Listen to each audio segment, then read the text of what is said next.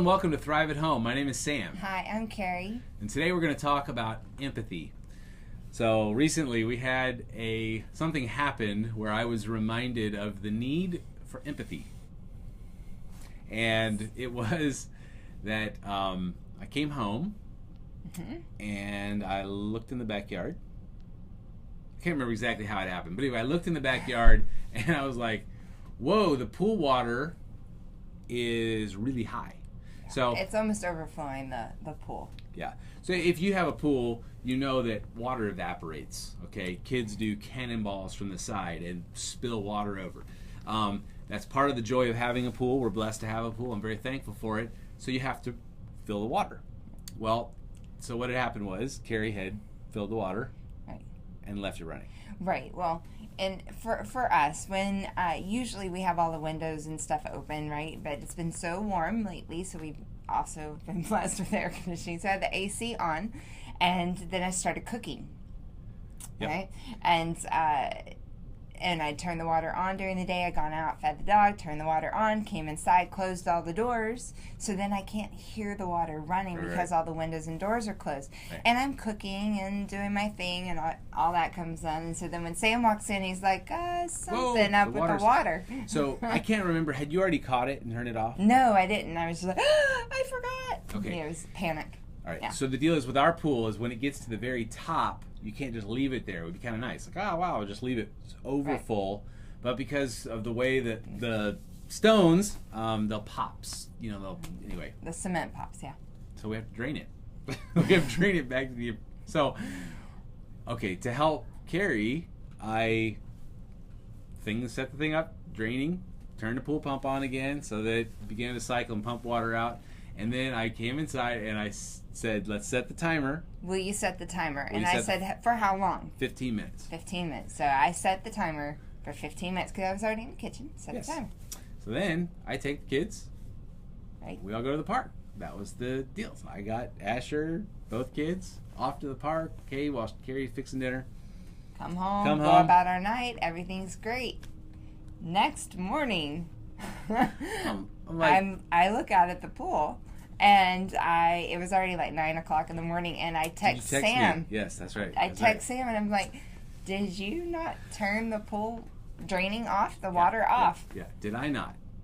Did I not turn the pool off? No, that's why we had you set the alarm. Okay, so needless to say, I was a bit frustrated because water rates in California are very high, and I literally was having visions of dollar signs, little dollars, okay, just going down the drain. I was like, we are literally flushing money, okay, and that is not what we... No, it's not good. That's not what we need to be doing right now. No. So I was upset, okay, but then I had a moment of empathy. And this is what empathy is. Empathy is where you recognize you also have flaws. And you recognize, what does this person need right now? Okay, Carrie doesn't need me, okay, to give her a lesson on how expensive, okay, water is. We're both very aware of that. So, and the other is that I did recognize before I got upset that last month I missed the motorcycle payment by 1 day, and they gave us quite a substantial reminder of why that's not a good idea, which was solely my fault. Carrie's not responsible for that at all.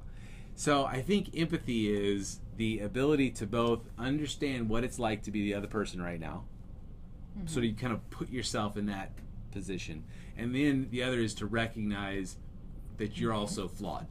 And I think when you have that perspective of your own deficiencies, it's not that you can't get angry and upset about certain things, because I mean, obviously we all made mistakes, then no one could ever be upset, but I think it tempers it with some reasonability, like, wow, how do we avoid this the next time, for both of us? Right. Anyway, so how did I do? You did great. Yeah, I had to fill the water back up because then it was too low. But this time I remembered to go and turn the water off. I think I actually left the window open. Oh my goodness, yes. But you were angry or upset or mad. You made a comment about flushing down money or something, but that was it. And it makes it, because we're all human. We all make mistakes, and if you toe the line or hold the line of this, like I'm perfect and everything I do or what I do is not flawed, and you're the one that's flawed, sooner or later you're going to be the flawed one. And when that you just don't want to be in that position. You really don't. So trying to have a different kind of perspective and a larger reference point is going to be so much better in your relationships.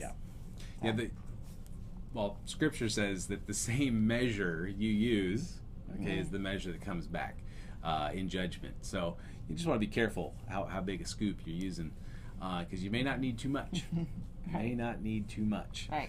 All right. Well, I hope this helps, and we'll talk to you guys all later.